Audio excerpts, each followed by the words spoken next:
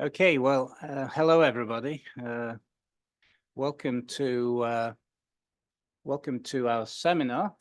Uh, and Our guest this evening, Christophe Kamp, is ambassador of the Netherlands to the Organization for Security and Cooperation in Europe.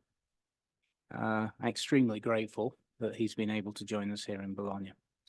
On Thursday, we're going to have the Dutch Foreign Minister, Bert Koenders, speaking.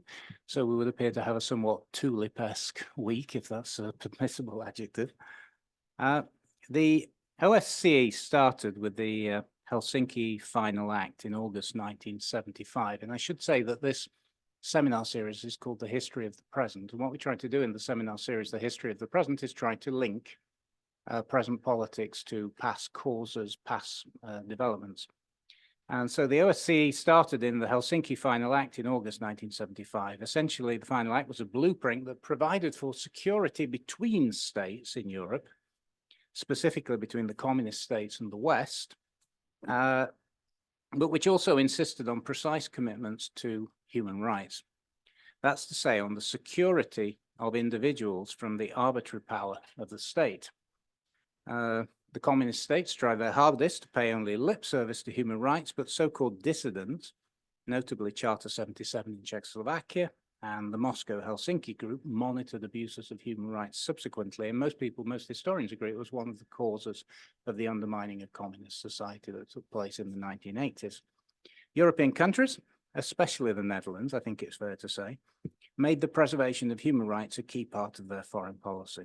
And after the fall of the Berlin Wall, 1989, the principle that state security and human security, human rights, were linked was enshrined in the Paris Charter of October 1990 as a response to Mikhail Gorbachev's appeal for a common European house.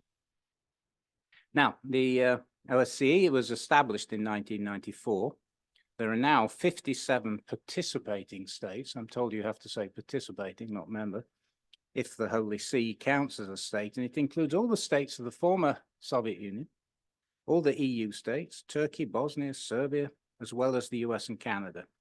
It even includes Switzerland, who normally stay out of every international organization that they can.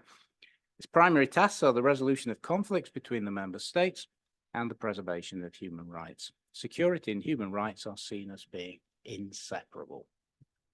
Now, Ambassador Kamp, who was educated at Leiden University, which is one of our partner schools, and at Harvard University Kennedy School, has been a significant figure in the work of the OSCE and in human rights diplomacy in general over the last 2 decades.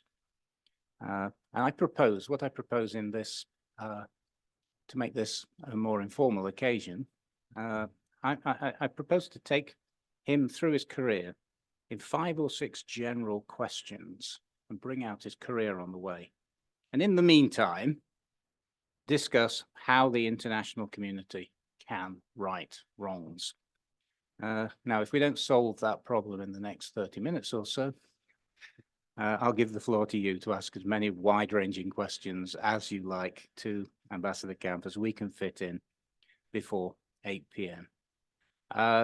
I'll be asking the first 30 minutes or so. I'll be engaging this debate, and I'll throw the floor open to you and to the people online.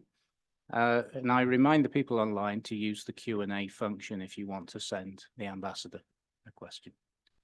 So, Christophe, where did your interest, in working in human security, human rights emerge from? Thank you, Mark, and good evening to all. Thank you for joining me.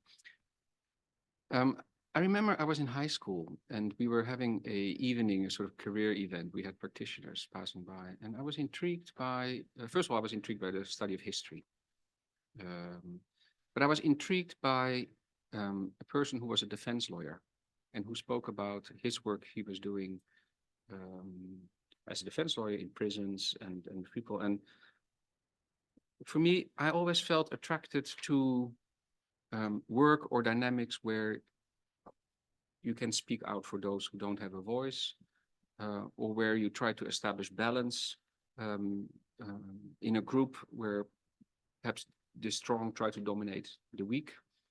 I always felt open to the complexity of things, and I thought human rights is very important, but how does it work? It was also a time in the late 80s where the world seemed to open up. The Iron Wall, the Iron Curtain fell, and it was a time where the UN got engaged in conflicts like the former Yugoslavia. There was war, there were ethnic conflicts, and we learned about these communist countries, and it just seemed an exciting thing to do.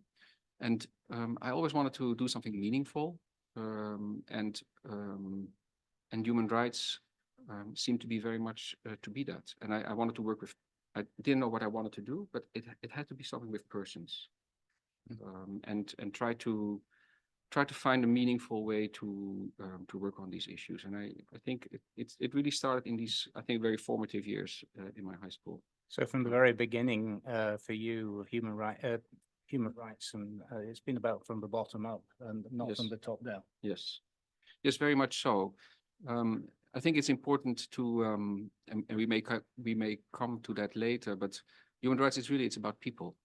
What do they have to say about it? And not so much how do others determine what space people have to express themselves or to engage themselves in. Almost your first job was in the mid-1990s as a human rights observer in Rwanda with the UN mission. As I say, it must have been your first job, or almost. That must have been a fairly traumatic experience. What lessons did you draw from it? It was 1996. I remember flying into Rwanda, thinking, what did I just do?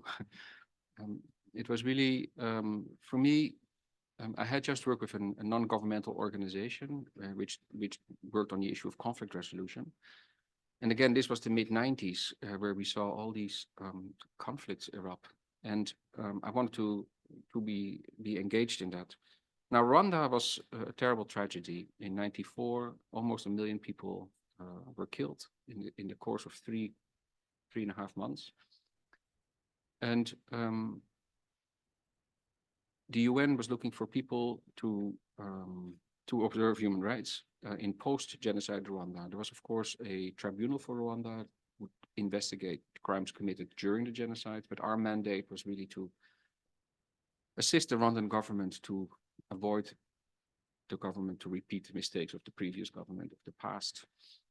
It was an incredible experience. How as a country, as a society, how do you get out of such a scale of conflict? And I was just very interested to throw myself into that discussion and be really a practitioner. What does it mean to be in a UN mission? What is it that you can actually achieve as an international community? And it was very, very mixed. In the many conversations you had, I worked in a small team. I was deployed in the far west of the country where the genocide had actually had the most impact because it was very difficult to reach. At the time, it was a province called Kibuye. And but we came there as UN observers. But the UN had not prevented the genocide from taking place. On the contrary, it had UN peacekeepers in Rwanda before the genocide. And once the war and genocide started, the peacekeepers were withdrawn by different countries who did not want to have their peacekeepers killed. And there was also a debate in the Security Council for weeks or months whether the genocide in Rwanda actually took place.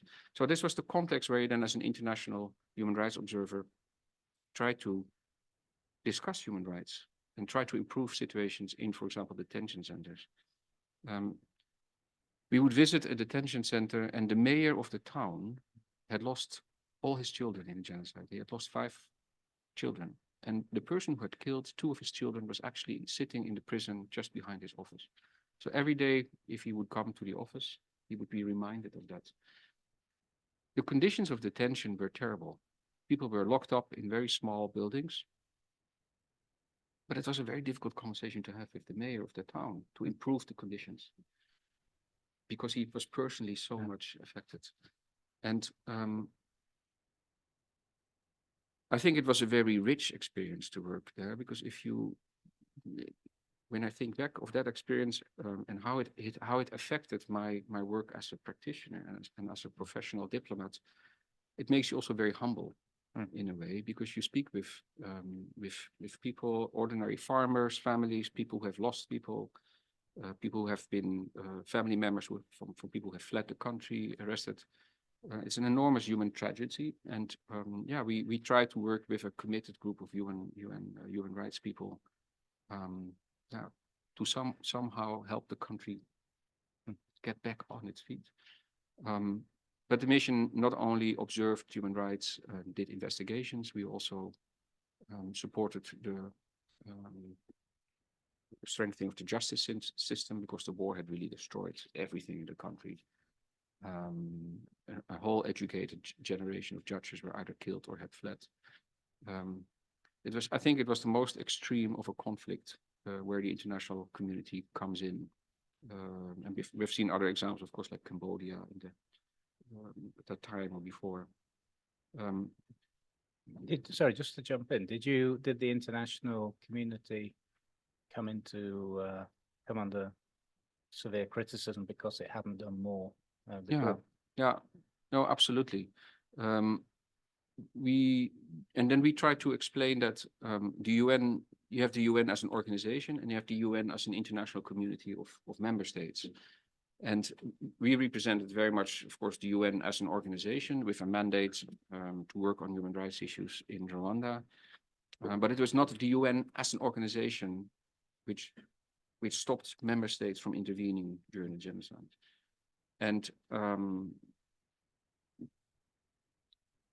another element of criticism was that we did not bring nutrition, or we didn't bring very practical need, which was also needed, practical goods. And we had to explain that, well, we have the World Food Program, or we have the UN High Commissioner for Refugees. So human rights is a very sensitive topic in many countries, but in the context of Rwanda post-conflict, it was, I think, very sensitive, because the security situation was also not entirely stable at the time. So the government had also other priorities. And this is, so in that context of explaining your mandate, explaining who you represent as an international community, because people from the outside, they see UN, they don't make the distinction between UN Geneva or UN in New York or member states or UN Secretariat. So you have to explain that. And again, I guess it's easier if you also bring very tangible goods in your mandate. We brought, messages of problems we encountered in detention centers, or we did investigations into human rights violations, and then we had to speak with the military commander and ask him to separate the women from the men in prisons, for example. But many of the people I work with, I was fairly young myself, but my counterparts were fairly young as well. They were, I found, well educated. The mayor of the town I referred to, he had been a headmaster of a school. Intellectually, he completely understood it, but emotionally, it was very difficult. And there were more people like that in Rwanda. Intellectually, completely agree. Emotionally, it was just too fresh. Yeah. Your experience, you worked for a time both for the Dutch Foreign Ministry and for the EU on relations with Africa, and between 2008 2011, I think you were deputy head of the EU delegation to the African Union. What general impressions did you make of the African Union as an institution and its relations with the EU, particularly in the context of security and human rights? Yeah, I found the African Union a fascinating organization. It had 54 member states. Morocco was not part of it because Western Sahara was. That was interesting, but later Morocco joined. The African Union had a very interesting mandate, a bit like the European Union, an integration mandate of the African continent. But the African continent is very diverse. There's a huge difference between, for example, a country like Burundi and Algeria or South Africa. So they had an economic and political integration agenda, and working from the EU delegation, we worked together in sharing we had a common agenda when it comes to peace and security and human rights on the African continent. But we also assisted from the EU with the capacity building of the African Union organization as such. The African Union has a commission, 10 commissioners, a bit like the European Union have with commissioners. They have a Peace and Security Council, that's more like the United Nations has, with rotating members, 15 members from different parts of the African continent. And peace and security and human rights on the African continent is very much on the agenda also in Brussels among the EU member states. It's also very much on the agenda in New York. For some time, most of the discussions in the UN Security Councils were concerned actually African peace and security issues. So we had a very broad common agenda. What was unique about this EU-Africa partnership was that we would actually at times sit in to their Security Council discussions. They had some points on the agenda where they asked the EU delegation to come in, and we would share how the EU was working on certain issues, and they would share how the African Union, and where we could, for example, send joint envoys, where we could do joint monitoring of elections. So there was a very practical cooperation. And the African Union Commission, much smaller than the European Commission, but sort of built in a similar model. And we had a lot of people from Brussels traveling to the African Union. We had a lot of people from the African Union traveling to Brussels to discuss this broader integration agenda. In the EU, we started our integration agenda. Mark, you know that better than anyone here, I guess, in the room. But in the African Union, it's a much more recent debate. The countries became independent, let's say, in the 1960s or a little bit later. And they're very proud of their independence. So when African Union Commission officials spoke about an economic integration agenda on the African continent, quite some African diplomats had some resistance to that. We have this debate in the EU as well. Do we go deeper in our integration? Do we go wider? Do we include more countries? Should we have our integration agenda not worked out better before? They had exactly the same debates, but a much later or a much earlier phase in the discussion. And for me, that was fascinating to see. On human rights and peace and security, they have a commissioner for political affairs, which is also responsible for human rights issues. And we try to support through expertise and also funding African peacekeeping missions with also attention for human rights. And what I also found interesting is that this was also the time that President Bashir of Sudan was indicted by the International Criminal Court. The differences of position on the African continent. Of course, the Maghreb countries very much in support of Bashir and very much critical of the International Criminal Court. But in sub-Saharan Africa, you saw actually some countries which were very supportive of the International Criminal Court, which struggled what that meant for then African solidarity. How, as an African Union, should they communicate on this issue with European countries? But they had very much a strong human rights agenda as well. But it was also EU, African Union, Africa was also not an easy, of course, relationship because of the colonial history. And I think we had to be very conscious of that in how we approached certain discussions. On the one hand, you want to be principled and cooperative, and on the other hand, you also have to be very mindful of that history and issues related to racism and so on, which was sometimes part of the conversation as well. Actually, just spinning off from that, once again, you're giving an idea of bottom-up diplomacy. You're giving it an impression of that concrete gains in diplomacy are gained through painstaking, perhaps slow building of relationships, people sitting around a table, discussing, debating, being careful with their language, providing aid, providing advice, listening to what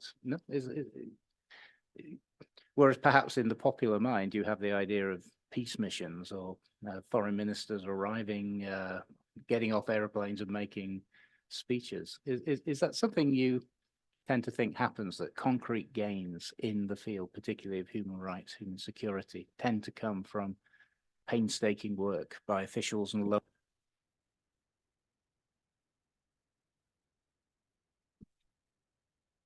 No, absolutely. Sometimes it feels 2 steps forwards, 1 step back, 2 steps forwards, 3 steps back. People change also. You don't necessarily work with the same people all the time. You yourself change. I spent 2.5 years in Rwanda, and I was really out of energy. I have to say, it was because it was very intense, and then you need new people with new energy to then continue that work.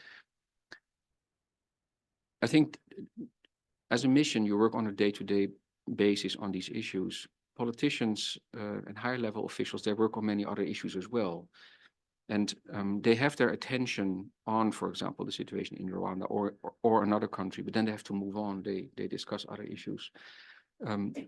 At that level, sometimes decisions are brought to the table. They come in to decide and agree and move forward. But much of the implementation is the day-to-day work of mid-level, lower level, higher level, diplomats, civil servants, working to meet but the population, meet officials, meet military. It's an ongoing work, and often when you, I spent 2.5 years in Rwanda. The security situation deteriorated over time, which also left less space to discuss human rights issues. So you're also influenced by events you don't control. And one of the lessons I learned there, human rights, it's very much about bottom up. And you need to keep working and talking on these issues, and you give presentations and you investigate incidents. You talk to family members, you document that, we discuss it with authorities, we send reports to Geneva. And then the security situation deteriorates and part of the team is evacuated back to the capital, and you have to stop working for some weeks or months before it gets better. But you're right, it's very much nitty-gritty work and also learning through conversations. If I give an example, at some point, and I don't know, perhaps on the Rwanda conflict, genocide on a minority, Tutsis, committed by many people from a large majority who then fled after the genocide, and came back early 97. The Rwandan army at the time had crossed into the Democratic Republic of Congo to make it possible that the people would actually be returned and that people who had committed crimes would be brought to justice. But I met also many soldiers from the Democratic Republic of Congo at the time, and you would just sit in a bar and you would have a drink with them. And you just try to get a sense of how they look at things, and it's interesting what you learn when you talk to them. One of them said to me, you know, we have had violence in the Democratic Republic of Congo, but not at this level. When the genocide happened in Rwanda, it sort of spilled over in our own country. So it has an enormous effect on ordinary people, and this is where it starts. This is where your work starts. You have to interact with these people, engage with these people, and represent their concerns to their authorities. But then you can't control the context in which you operate. This was fascinating. In 2013 to 17, you went back to the OSCE as head of the EU delegate, or as deputy head, I think, of the EU delegation. But then in 2019, you became director of the Office of the Higher Commissioner for National Minorities. And when we were talking earlier, you said to me that national minorities' rights are where security and human rights come together. Can you expand on that remark? Perhaps briefly on this office. This office of the OSCE High Commissioner on National Minorities was created in '92 at the beginning of the Yugoslav War, which started the year before. We saw the breakup of Yugoslavia, we saw the breakup of Soviet Union, and we saw suddenly many minorities what we call national minorities living in other countries. You would find the Uzbek minority in Kyrgyzstan, the Russian minority in Estonia, or the Hungarian minority in Ukraine, the Albanian minority in Greece, the Greek minority in Albania. So there was a lot of national minority issues where minorities found themselves to be a minority. And this was national minorities can be a security issues if national minorities have certain requests for rights to be respected. Some minorities wanted to perhaps create their own states. They were seriously concerned about the Russian minority in Estonia in the early 90s. And for those governments, it was not just giving rights or not. It was very much about the territorial integrity of the country itself. What the office tried to do is to not only reconcile the interests between the citizen and the government, minorities, human rights and security rights, but also between minority and majority, because there were tensions between minority groups. It is in such a situation, it is not sufficient to only look at it from the perspective of security, because it denies the rights of a whole group to have perhaps education in their own language, or to have participation in government organizations or as officials. And it's also not sufficient to address it from the perspective of human rights only, because the state has actually concerns. When there are threats of secession, when minorities request some form of autonomy, it really affects the unity of the state itself. So what this office tried to do is help governments deal with this new situation of national minorities. We had Hungarian minorities in Slovakia, which led to quite some tensions in Slovakia, but also between Slovakia and Hungary. So the political context and the insecurity of these first years of the 1990s, and again, there were quite some fear of succession. We had, of course, this was also the time of the very bloody war in Yugoslavia, where Croatia created its fought to have its own state, where there were these ethnic conflicts between Bosnians and Serbs and Croatia. There was a recognition in the OSCE at that time that there was an instrument needed which could help governments deal with these tensions, and both from a security interest from the states and a human rights interest from the national minorities. But again, security and human rights are bound together, because otherwise you can't create trust that's necessary for anything to work. That's the point, isn't it? Yeah, what is I think very important, and I've seen it in other experiences as well. In order to have dialogue, you need to have a level of trust, and the government needs to trust representatives from national minorities. That national minorities don't want to create a separate state. National minorities need to have trust in the government that their basic rights are respected. They have been at schools in their own language, and suddenly a new situation evolves where they may not be able to do that anymore. So and people just want to, it's about people. They just want to go on with their lives and not be discriminated on the labor market, or not be discriminated by the police, which may not be sensitive to the different needs of different ethnic communities. And in order to have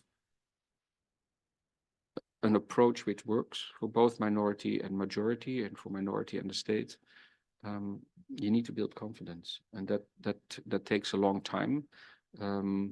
But what I think is very important here is that this particular institution, and this relates very much to, I think, the importance of human rights as well, is to have this conversation based on objective criteria, not to find, let's say, the middle ground between interests, because that may very much change in a country, but to look at what does international law says, what does international best practices says when it comes to minority-majority relations, what does best practices when it comes to territorial autonomy within a state, without a minority necessarily asking for a separate state. So dialogue and trust based very much on objective criteria.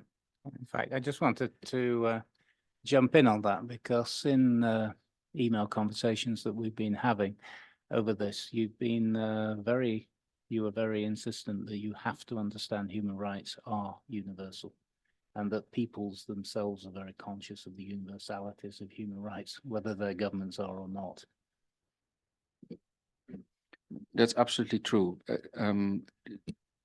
I think we've all encountered the message that human rights is perhaps a Western liberal notion. I was reinforced by my work in Rwanda. When you would speak with a farmer or a family member, it doesn't matter. They may not use the vocabulary of the Universal Declaration of Human Rights, but they all want to live in peace. They want their household to be respected by the authorities. They don't want their son or daughter to be arrested arbitrarily. If someone is in prison, they want to be able to visit that person. And for me, it was very clear that human rights, it's very much what people want. If governments, and we can perhaps talk about that as well, when we discuss now discussions on the Russian Federation and Ukraine, if governments say human rights is not part of the national tradition, or that is an externally imposed value, it always makes me suspicious, exactly because of these conversations I had with ordinary people in this time of conflict. Government may have different interests. They may have to reestablish security. They may not be able to give the human rights agenda all the space and allow everybody to visit prisons all the time, or to, when they conduct a security operation, they have certain interests that they are effective. But that's something really very different. I'm very strongly convinced that yeah, it's about people, and it's about people identifying for themselves what is important for them, and not about the government imposing on people what rights they have.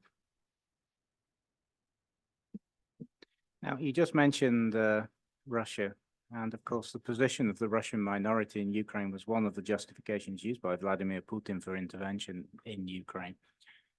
Obviously, I'm not going to get into a discussion of the causes of the war, but the OSCE is founded, was created in order to ensure, to eliminate, to reduce the possibilities of conflict in Europe. We now have a major war, a major conflict between Russia and the Ukraine.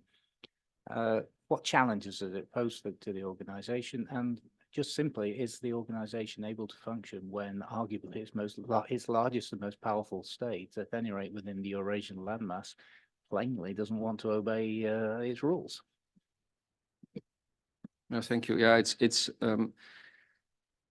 it affects the organization, and it affects actually the whole discussion on European security architecture, the normative framework which the OSCE has created through the decades is very clear.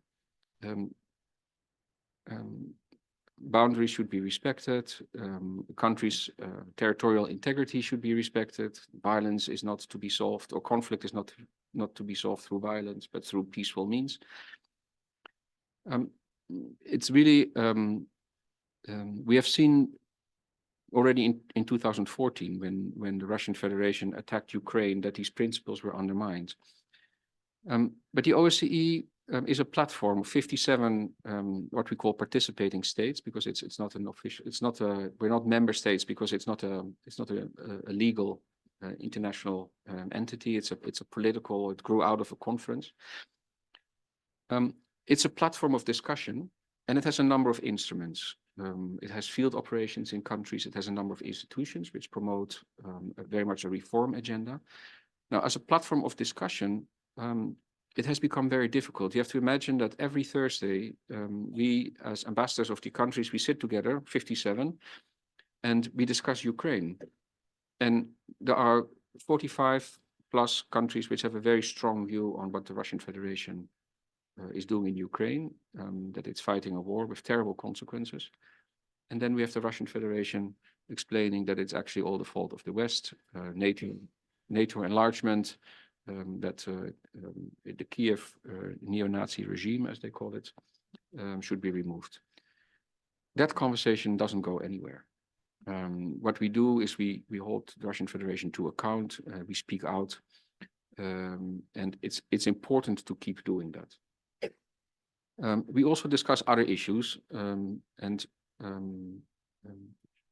developments in other parts of the OSCE region, Armenia, Azerbaijan. We have seen developments over the past months, but also in Central Asia. And for these countries, the OSCE remains a very important forum to discuss regional European security issues. So that discussion still takes place. With the Russian Federation, you can't talk of a dialogue.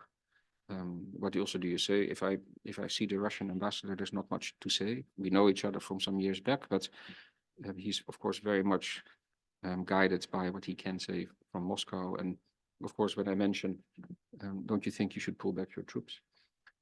He will perhaps I will get a whole theatrical explanation of why these troops should be there.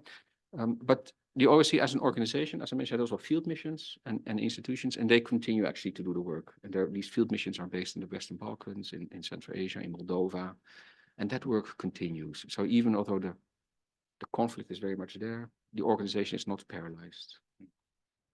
But you were telling me when we were having a drink before that it's so frustrating to be dealing with people who you know are lying to you, and the diplomacy is simply not possible with people who you know are lying to you.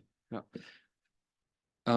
I think it was in particular strong in 2014, because in 2014 we saw the so-called little green man appear in eastern Ukraine, and Crimea was occupied by the Russian army. And I remember sitting in the Permanent Council with my colleagues, and we got this narrative from the Russian Federation, which was just from a different world, it seemed. We accused the Russian Federation of invading Ukraine, and they said it's not us. You know, these are, I don't know where these little green men found their weapons. You can buy them in any store, they would say. And these are people actually from Eastern Ukraine, and people from Crimea who just want independence from Ukraine. And how do you negotiate then? I've been in many difficult conversations with people, and you may not agree. People may not want to show their cards. They may have a very different agenda, but at least you know that. And then you can try to find a way out. Okay, if that's the situation, you have very different. I understand. We don't like it. You don't like my position or my interest in this discussion. We get it. But to try to have that conversation with someone who's just telling you something you just know is not true, it's very impossible. After a few weeks, when the international community, different capitals agreed to start to create an OSCE field operation in Ukraine, then we could go back to the negotiation table again, because we had something concrete to negotiate. We had to set up a mission, 1,000 persons spread out over 10 different regions in Ukraine. Which regions, what exact mandate, how many people were in what region. The Russians very much wanted these people to be based also in Western Ukraine, because we told them that the insecurity is in Eastern Ukraine where you invaded, but in their narrative, the whole of Ukraine was a mess. So they wanted to insist on having people, especially in Western Ukraine. We knew that narrative, so you come up with something that you have 10 teams divided over the whole of Ukraine, but the most important part in the east of Ukraine. But then you can negotiate on something concrete. It's very difficult, and it's very difficult now, since the war in Ukraine started on such a massive scale, to have a serious conversation with our Russian diplomats. It does happen on very technical issues. For example, in the field of cybersecurity, which in the OSCE is a fairly technical discussion on confidence building measures, and then someone from Moscow or from the screen or from the Russian delegation in Vienna engages. But on these very political issues in Ukraine,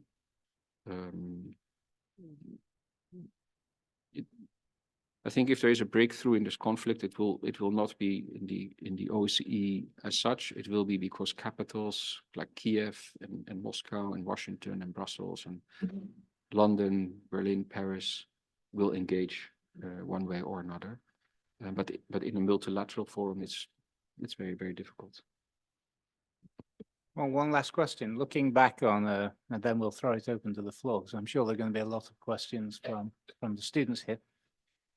Looking back on a 3-decade career now, striving to right wrongs, what are the general lessons that you've drawn? I think I can, if I can just anticipate slightly, I think one thing that you've comes across to me listening to you is that you think investment in serious diplomacy to improve human rights is not money wasted, and that Western countries have a moral obligation to do it. No, absolutely. I'm a very stubborn believer in human rights, regardless of yeah, the many conflicts we see around us. It really, you mentioned a few times bottom up, and I really like that. I think it is really about people, and I think that's very important. But what I also learned is there are times when there is very difficult space to discuss that.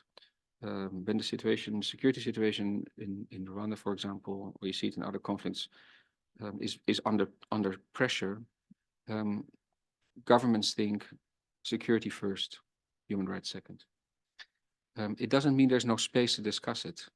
A very concrete example, when the army at that time in Rwanda was conducting security operations, we tried to be as visible as possible to remind them of the importance that the international community was engaged as well, and we hope that contributed to a way of conducting these operations in a less harsh way. But security was very much a priority. Another lessons learned, I think, is that as a third party, when you come in a way you are a third party, sometimes it's, I think, very, very needed to do it, because parties in conflict, it may be very difficult for them to have a conversation together. If there is no trust, there is space for a UN or for another organization to help them have that conversation. But what I also learned is that it's important to rely on objective criteria, be it international law or, as I said, best practices.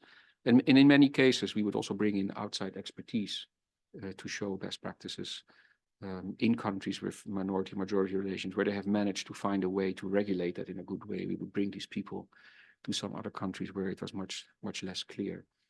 So objective criteria.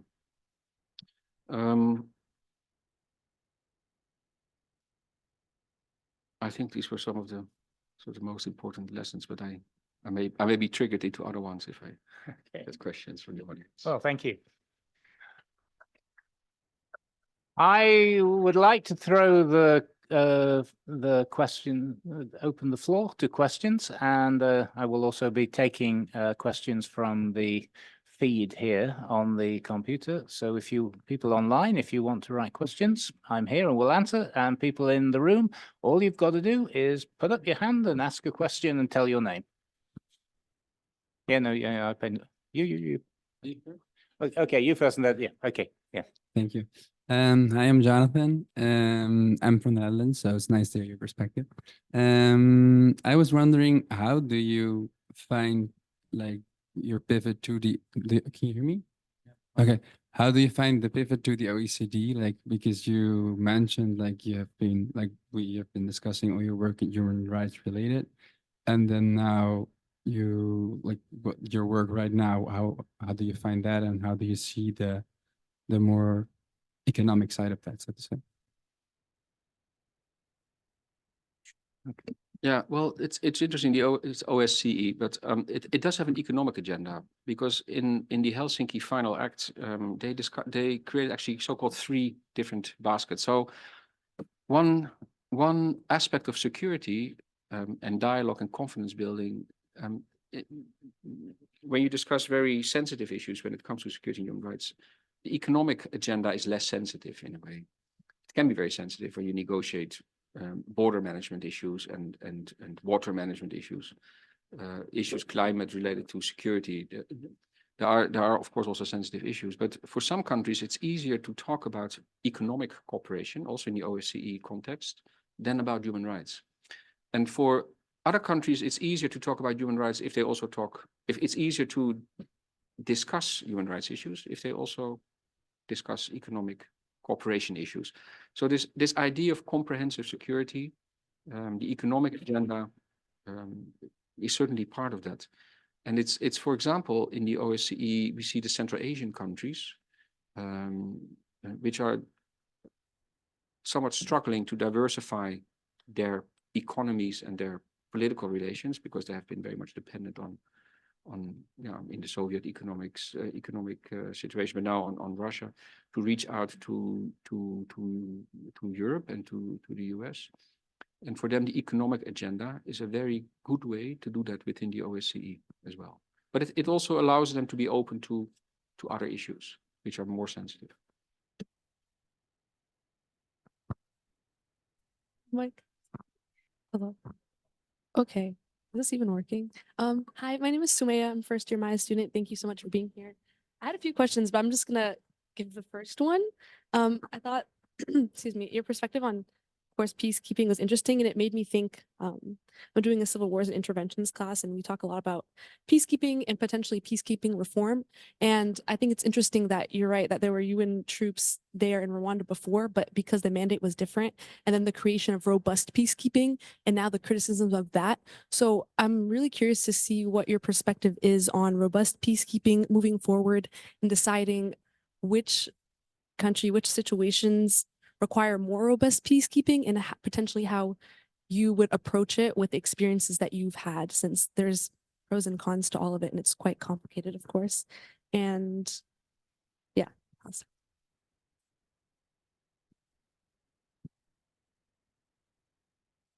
Okay, hi. My name's Ainsley Gossett. I'm a first year Master's of Arts and International Relations student. My question actually goes well with Sumaya, so this works out.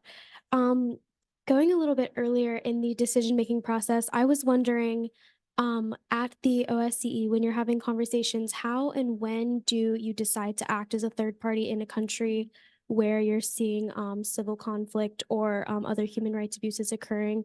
And could you give us a little bit of insight into how those conversations go? All right. Thank you, both of you. Very interesting question. Peacekeeping and under what conditions robust? I immediately think of Rwanda, but you know, at the time it was a very embarrassing debate in the UN Security Council, but also in a number of capitals, when to step in and when to try to stop what was happening. And I remember there was some government spoke about acts of genocide which took place, and a journalist asked, well, how many acts of genocide does it take to actually call it a genocide? But the international community at that time was scared of by what had happened in Somalia with US troops being killed there.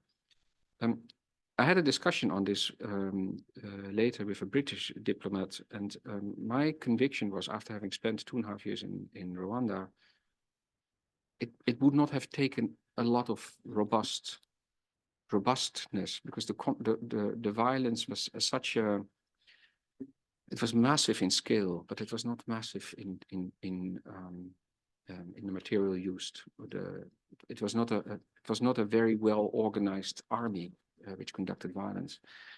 I think in situations where there is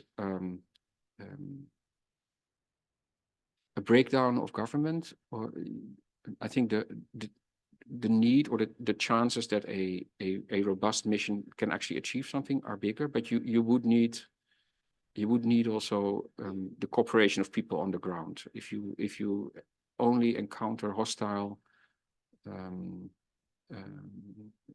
parties, I'm thinking like Sudan, for example, now,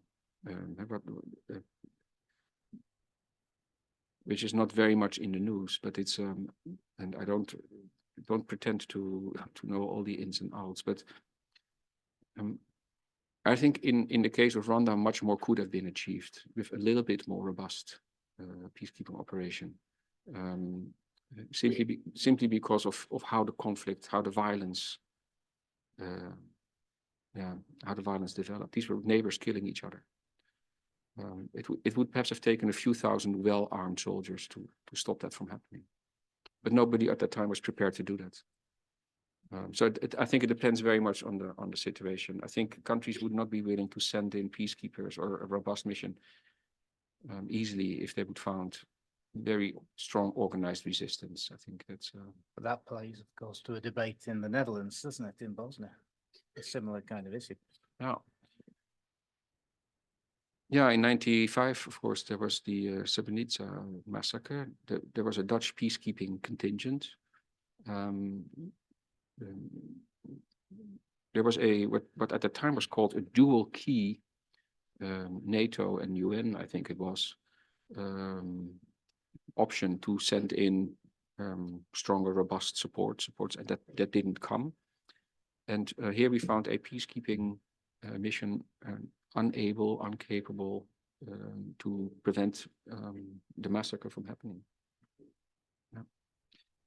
On the question of when to engage and how that if I can perhaps think of an example, the way the OSCE is organized, it has a chair. Every year a country is chairing the organization. It's not alphabetically, it's the country really has to put itself forward.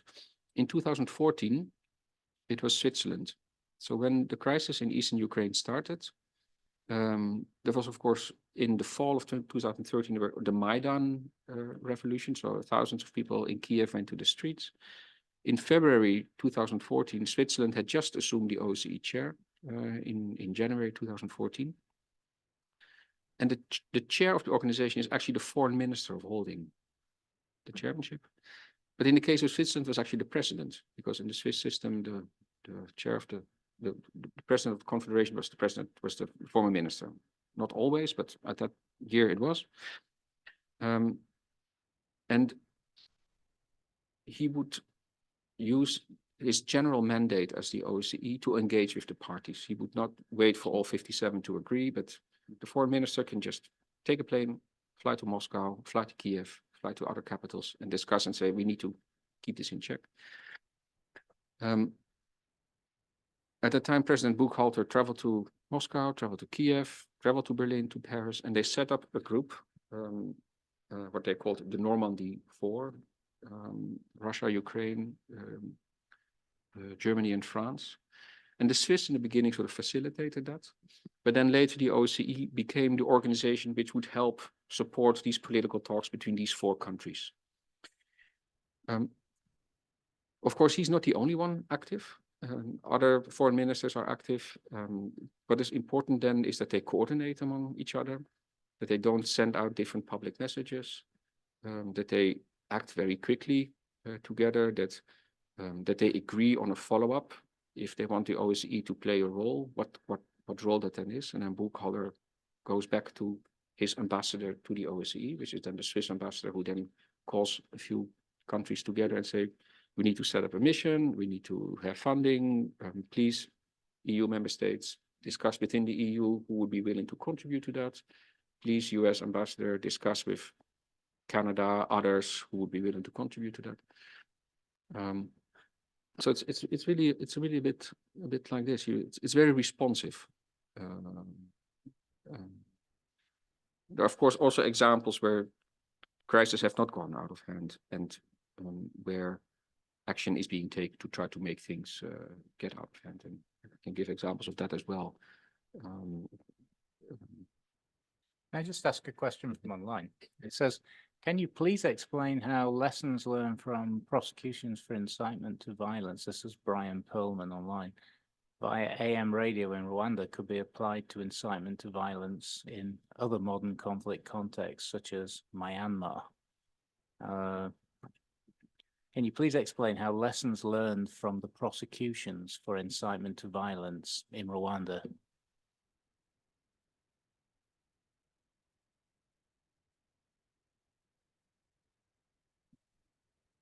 Yeah, but the situation in Rwanda was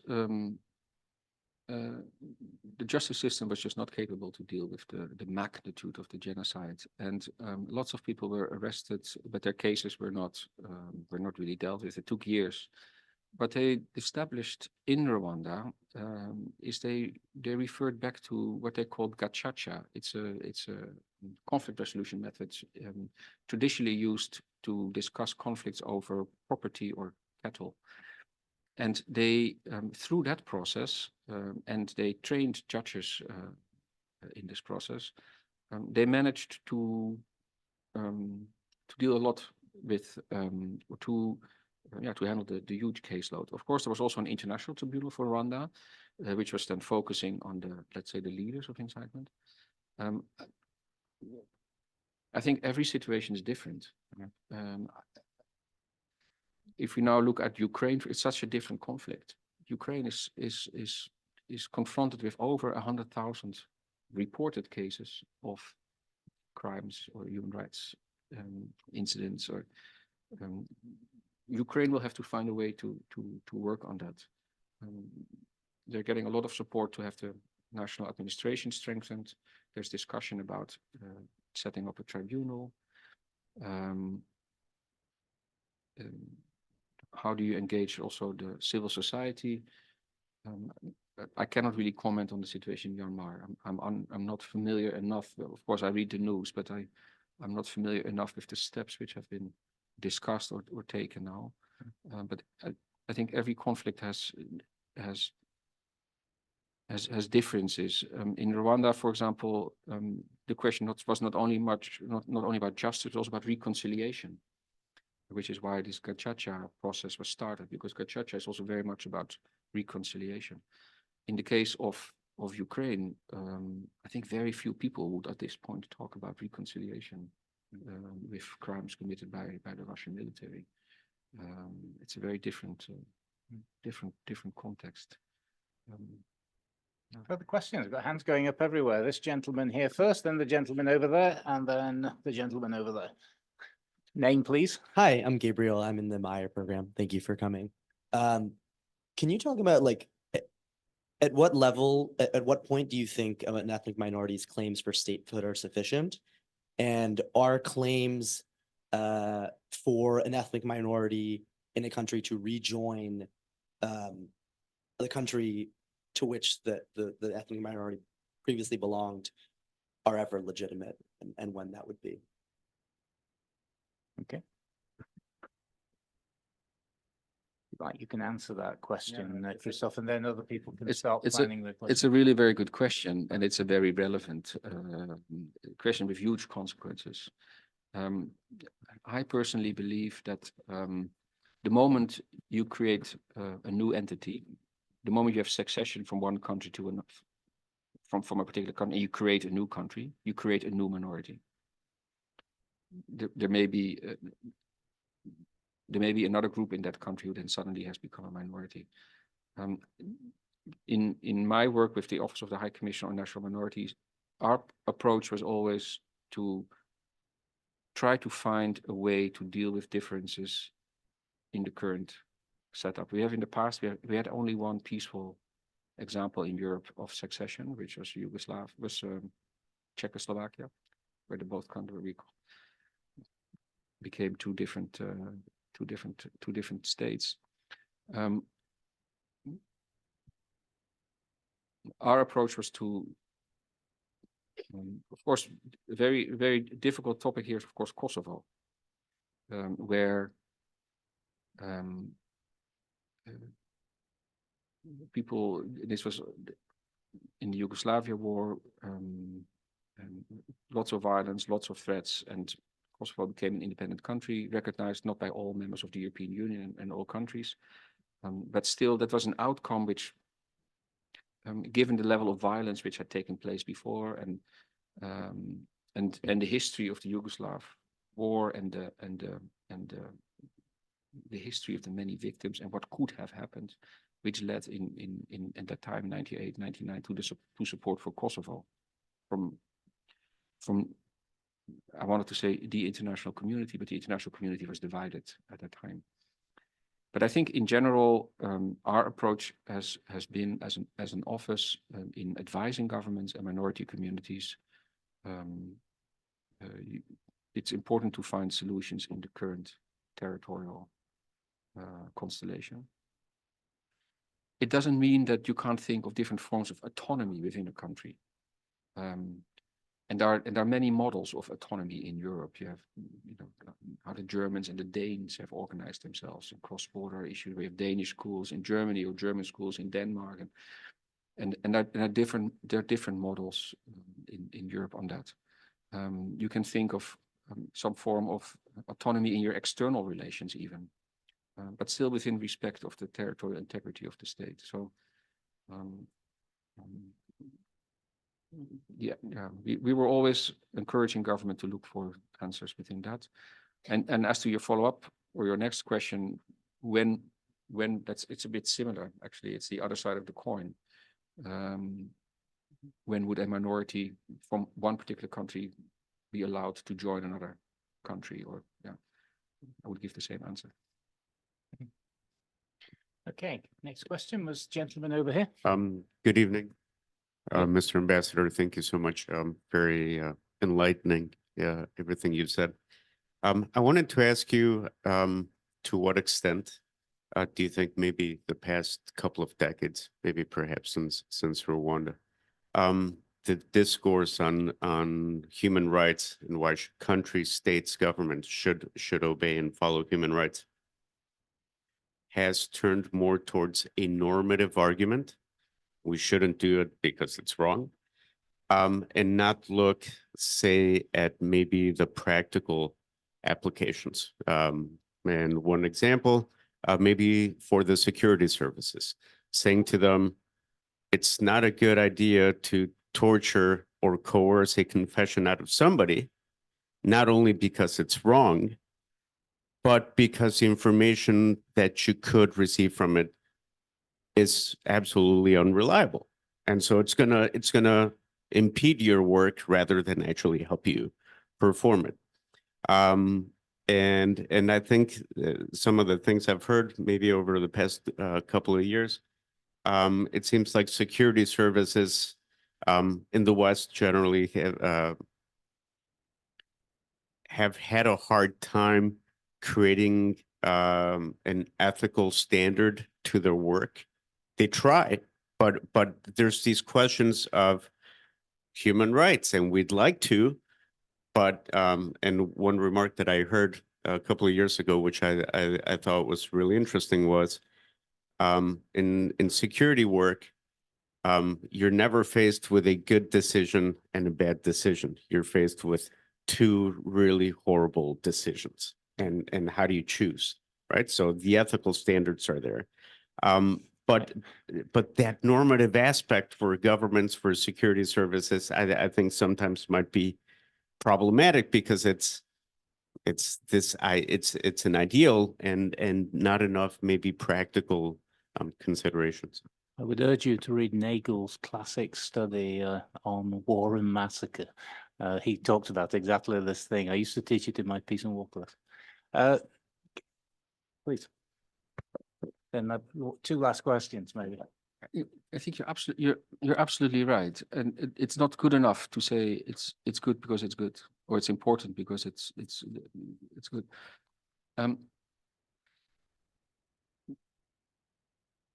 very convinced, many people, sustainable peace in the country requires both security but also respect for human rights, and it's a balance, and at times there's more attention for security, and at times there's perhaps more space also to address human rights. It's not a given in every situation. I just think it's very important to keep making that message that the way you conduct certain security operations, or the way you operate, or the way you treat minorities, or the way you have a conversation, has an impact on if people are loyal citizens, or if people want to be part of the state. The discussion we often had about minority issues. If you expect national minorities to buy in the authority of the state, they need something from you as well. They need to have the opportunity to, depending on the situation, have education in their mother tongue, or have access to public media the way majorities have. And it's in the interest of the state, but it's not a it's not the same balance all the time, and that makes it so difficult. What I noticed at the time in Rwanda, if the security situation became very, very difficult, there was no space to discuss human rights. We were doing lots of training with police, for example, and we invested a lot of time and resources. And this was 1 month or so before what then became a major security operation in the country. And we were all thinking, okay, well, our lessons didn't really particularly, were really absorbed by the participants. But on the other hand, it was a conversation to keep having, because a lot of people felt offended, or a lot of people felt hostile towards military or authorities as a result. So I think it's a very important point. It's not just a normative issue. It's in the interest of the state actually to do that.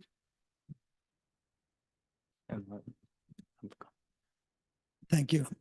Hello, my name is Massimo. I'm a first year MA-IA student, Master's of Arts in International Affairs. Thank you for coming.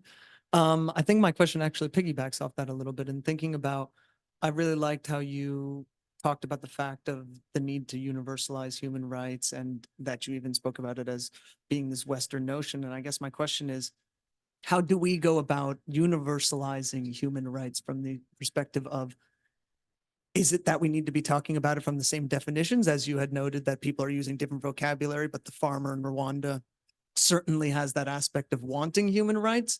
Or is it that we need to prioritize specific ones in order to build a baseline human rights to then be able to build on that? I'd love to hear about maybe some of your ideas or opinions on that process. I think the conversation about human rights is also about many different other things. I think we have to realize that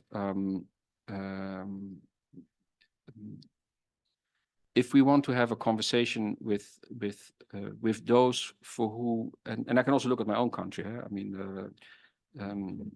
we have had our, and still have, we have our issues as well when it comes to other rights we had issues with child welfare support and so on. But if this is an international conversation, also among governments, we need to be also understanding of what the challenges are for some of the governments on implementing their human rights. If they have security issues, we need to be open to, and we need to be also discussing these issues.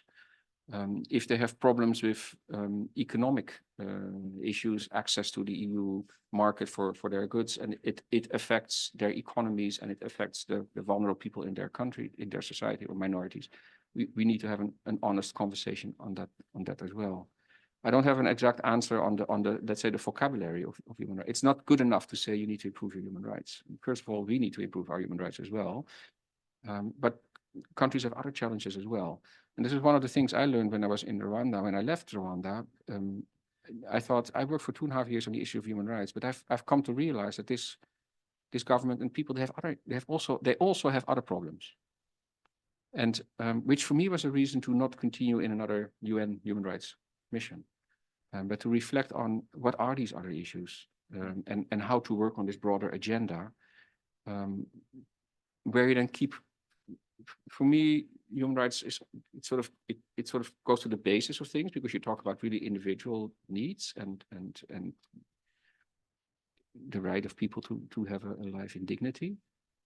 But there are other issues which you need to address as well, and you can't focus only on the conversation on human rights. That's, for me, I think, a very important lesson. As to the vocabulary, I think the vocabulary is very strong. I'm not sure how to change that. And I think, I don't like this term very much, global south, but there's this discussion how to when it comes to the war in Ukraine, how do we convince governments who are further away from this that it's not right, that what's happening there, and many other countries in the different parts of the region say, well, we have had many problems as well over the past years, which are also very difficult for us. And I think Yeah, I think we need to broaden the conversation. One last question. Thank you so much. I'm Juliette from Belgium, and I wanted to hear a bit more about your talks with the African Union, which you mentioned earlier, because there was a lot of criticism, and I think this was especially in relation to the U.S. African Leaders Summit. There was a lot of criticism from African Union representatives about the disrespect and almost racist undertone of a lot of these discussions that were generally shaped by around US interests and Western interests in general. Do you see similar dynamics in talks between the EU and the African Union? Or do you think that the African Union is now, or African leaders are now considered as more equal negotiators in these discussions? I have to admit that when I worked on these issues was 2008, 2011. So at the time, I can't speak for the situation now really. At that time, on African leaders and a meeting, I remember one huge summit in Sirte, North Libya. This was just before the fall of Gaddafi, where we had 28 at the time EU member states and 54 African Union member states coming together at the level of, at the minimum level, foreign minister, but also head of government. I don't recall from these interventions, let's say, racist undertone, or I think it was a dialogue among them as equals. At the same time,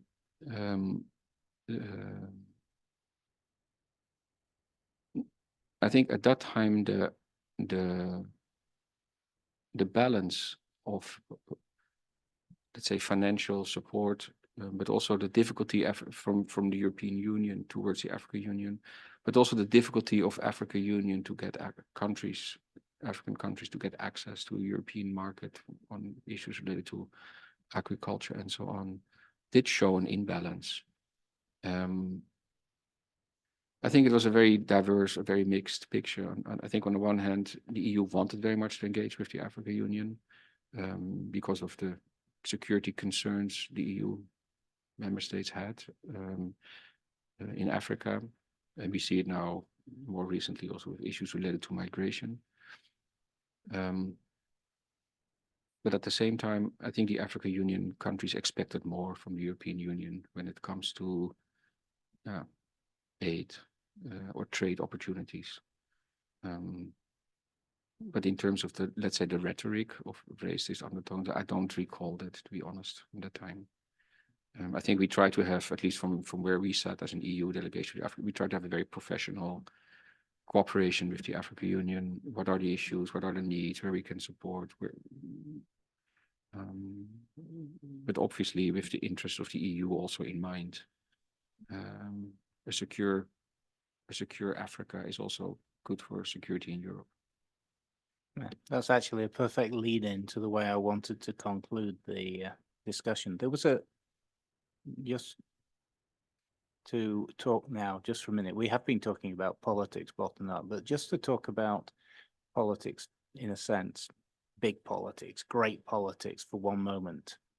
There was a moment in the early 21st century, or late 20th century, very late 20th century, when it did seem as if human rights would become universal, that there was going to be some form of new world order. That vision of the world is looking extremely tarnished now, despite the efforts of people like yourself and many other people who have worked in international diplomacy and have been trying to build greater security, to spread human rights and so forth. I know it's a big question, Christophe, but if we don't ask people like you, who do we ask? Are things on a downward turn? Are we moving towards an age in which we are going back to national egoisms, to ethnic violence, to and perhaps even to I don't like to use the T word, totalitarianism, which is such a contested term, but there are one or two states around the world, and not only, that seem to fit the bill. I think In other words, the opposite of the liberal human rights vision. yeah. No, I think in terms of long swings back and forth. And if I look at the OSCE, which started in 75, this was during the Cold War. It developed a normative framework, and we only saw the consequences 15 years later when the Soviet Union disintegrated. The early 90s saw an enormous energy of a positive agenda, you could say, with many international commitments, peace operations, work related to human rights, lots of work by civil society and non-governmental organizations. And we have seen indeed since about 20 years in Europe at least, or perhaps a bit, let's say 15 years plus, we see a change back. And in our perspective and in our analysis, it's a response from